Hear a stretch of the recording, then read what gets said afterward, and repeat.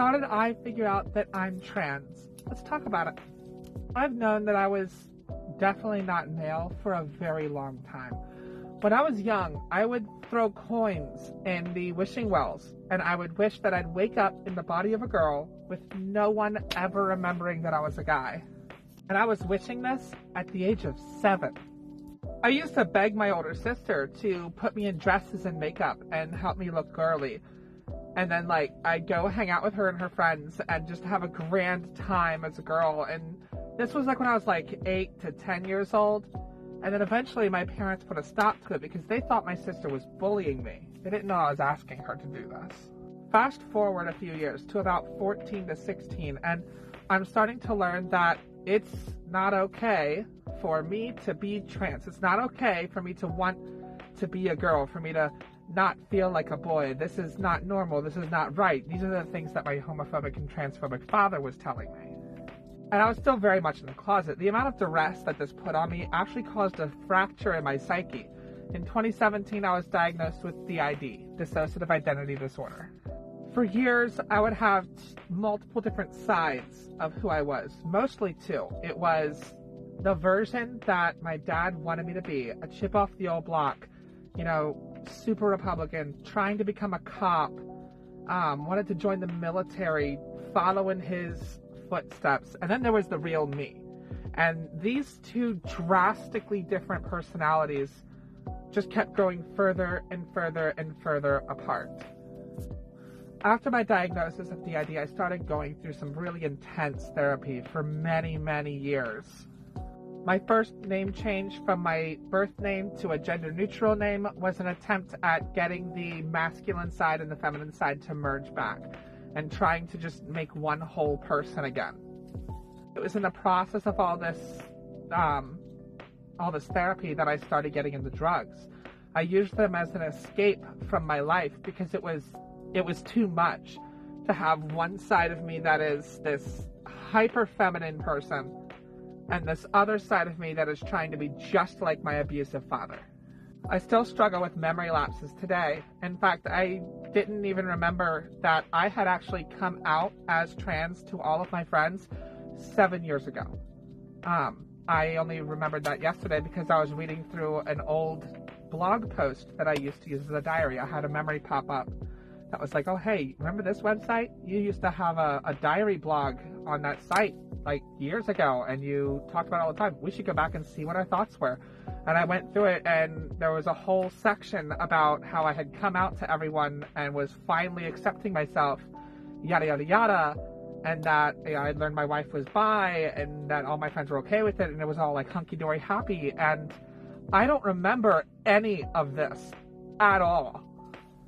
Back then, I was in the heavy throw of drugs, and I was also in the most fractured portion of my DID.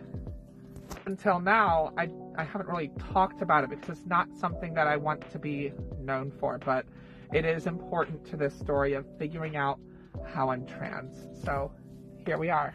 Now, in 2020, when I started getting clean and suddenly didn't have that method of escapism anymore, that personality, that core of who I was retreated into our mind, and it was the cowboy coming out again.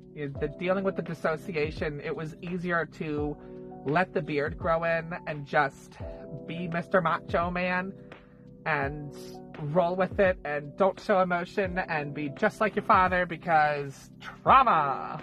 And that was only further exacerbated when I joined the trucking industry. I didn't feel safe in the very beginning. I felt very safe with Schneider, but out on the road, it was a totally different story. And so it was just easier to keep letting the beard grow. And on my other account, you can see this in my Trans Journey playlist, where I would have that beard for 9 months, and then I'd shave it, do a transition video, and be really happy for a bit, and then the dissociation would hit, and I would flip back to this cowboy persona, and then just fucking keep going for another 9 months of just absolute hell. Throughout the years of therapy, we've slowly been trying to get both sides to, cohesion is what we're trying to go for. And I still do struggle with occasional switches to other personalities, but it's not nearly as long as it used to be. My memory gaps are getting a lot smaller and a lot less frequent, which is awesome. That's what I'm looking for. The persona itself helps to pull me together and kind of ground me, because I don't have to see my face. I can just see this character that I can print myself onto.